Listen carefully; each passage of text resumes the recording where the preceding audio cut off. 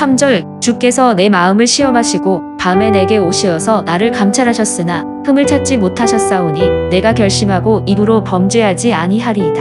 15절 나는 의로운 중에 주의 얼굴을 배우리니 깰 때에 주의 형상으로 만족하리이다. 시편 17편은 다윗의 기도라는 표제가 붙어 있듯이 다윗의 기도의 내용이 담겨 있습니다.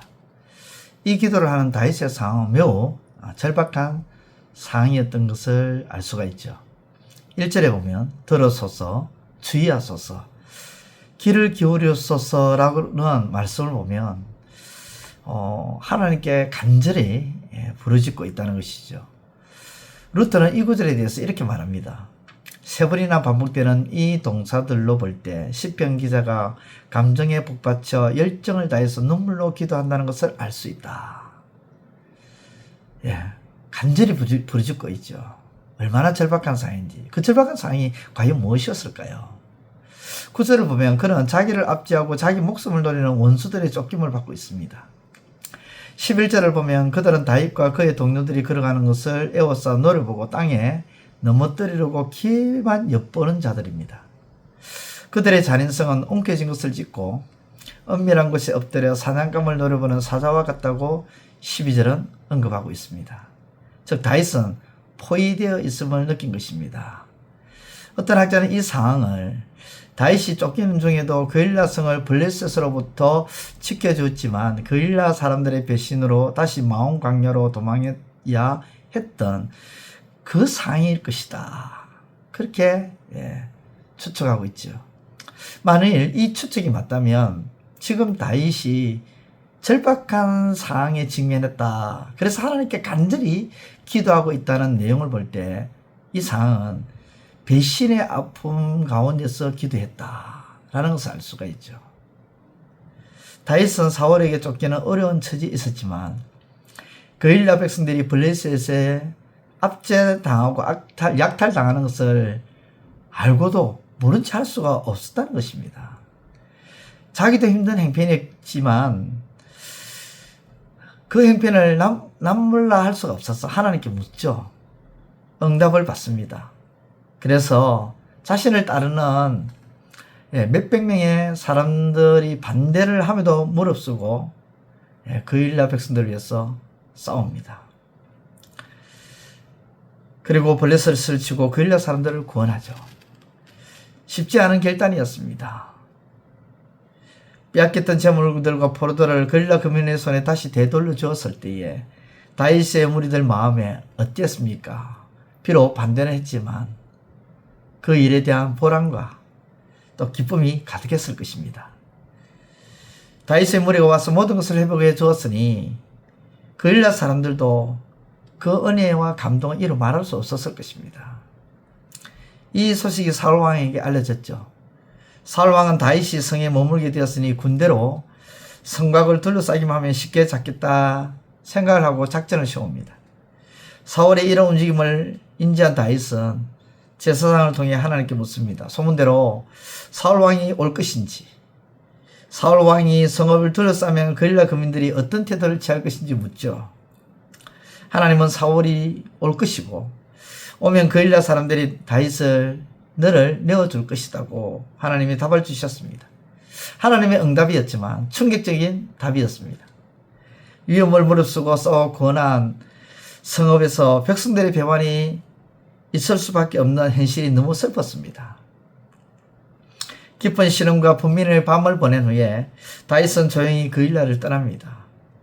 파고드는 배신감을 물리치기가 쉽지 않았지만 고통당하는 자기 백성을 구원하려 했던 그 처음 마음, 그 마음만 붙들고 툭툭 들고 일어서 떠납니다.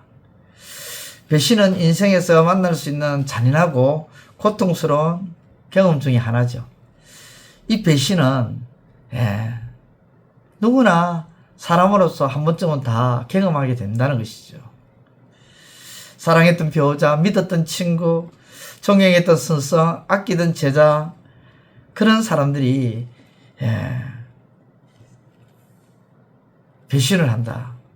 그 말은, 배신이라는 이 말은 깊은 신뢰관계가 전제되어야 가능한 것이죠.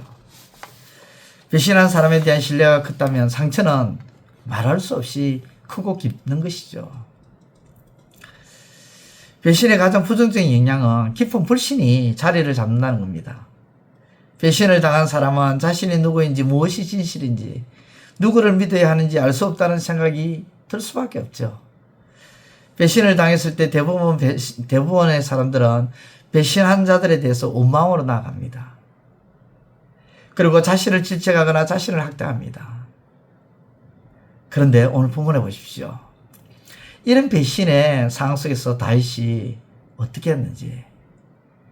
그 배신의 아픔은 컸지만 자신을 원망하거나 학대하거나 또 배신한 그들을 원망하고 학대하거나 보복하지 아니하고 다윗의 마음이 하나님께로 향했다는 것입니다. 3절 주께서 내 마음을 시험하시고 밤에 내게 오셔서 나를 감찰하셨으나 흠을 찾지 못하셨사오니 내가 결심하고 입으로 범죄하지 아니하리이다. 다윗은 자신이 죄 없는 의인이라고 말하는 것이 아니라 지금 사람들이 자기를 반역 죄인으로 보고 있는 그 점에서 자신은 잘못이 없다, 자신은 옳다고 말하는 것입니다. 즉 한 사람의 인격에 대해서 말하는 것이 아니라 어떤 특정 상황에 대해서 말하는 거죠. 즉 자신이 지금 무고하게 배신을 당한 이 상황을 두고 자기는 어렵다는 겁니다. 옳다는 것입니다. 하나님께 한치 부끄러움도 없다고 고하고 있는 것입니다. 여러분, 인류 역사상 가장 영향력이 컸던 배신, 많은 배신들이 있었지만 성경을 통해서 우리는 가장 기억에 남는 배신이 바로 유다의 배신이죠. 가룟 유다의 배신. 십자가 순환을 여는 날 밤 예수님은 오늘 밤에 너희가 다 나를 버리라고 예고하십니다.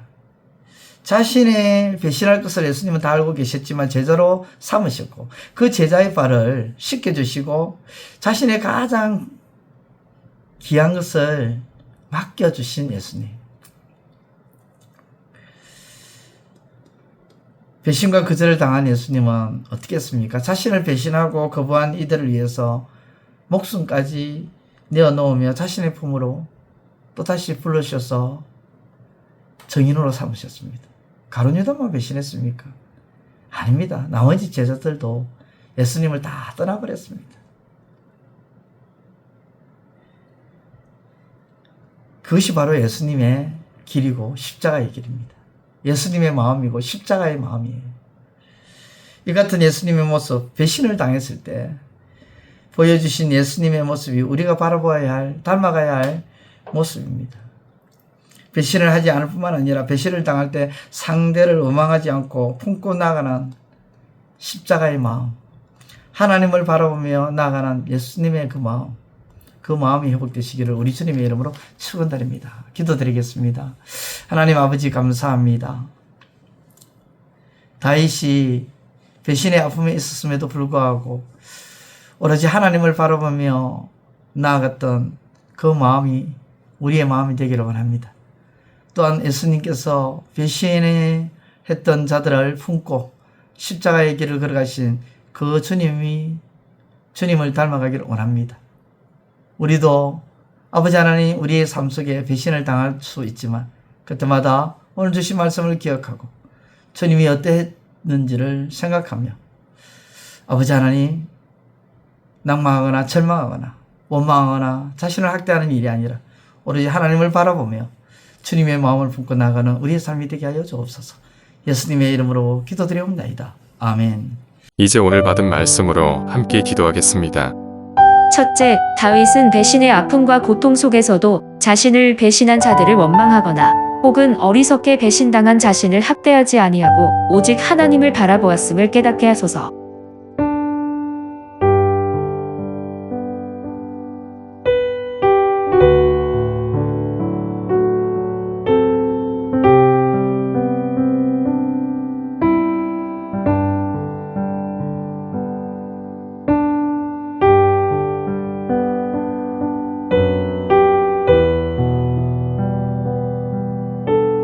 둘째, 예수님은 배신당할 것을 알고도 그를 제자로 품으시고 그에게 가장 중요한 것을 맡기시고 발을 씻기시며 함께 동고동락하며 품어주신 주님을 닮아가게 하소서.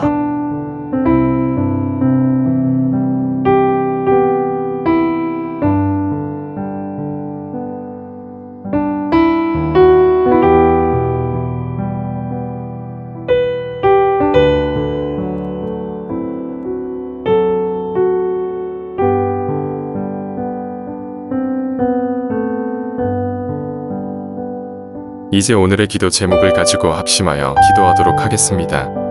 첫 번째, 하나님, 가정과 교회 가족은 서로가 존중하고 사랑하며 이해하며 배려하는 것이지 결코 이용하거나 나의 유익을 위한 도구로 사용하는 일이 없게 하소서.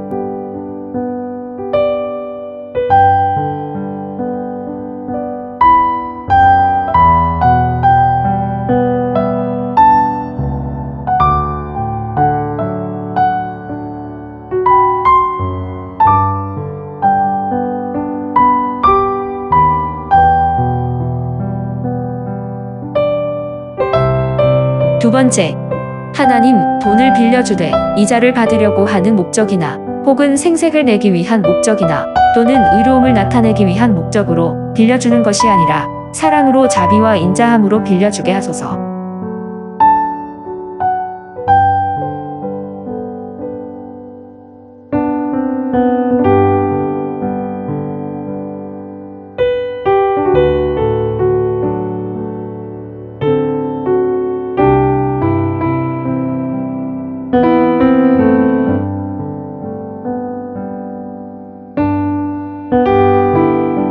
세 번째, 하나님, 우리의 입술이 욕이나 저주가 아니라 찬양이 되게 하시고 우리의 말이 비방과 조롱이 아니라 칭찬과 격려가 되게 하소서.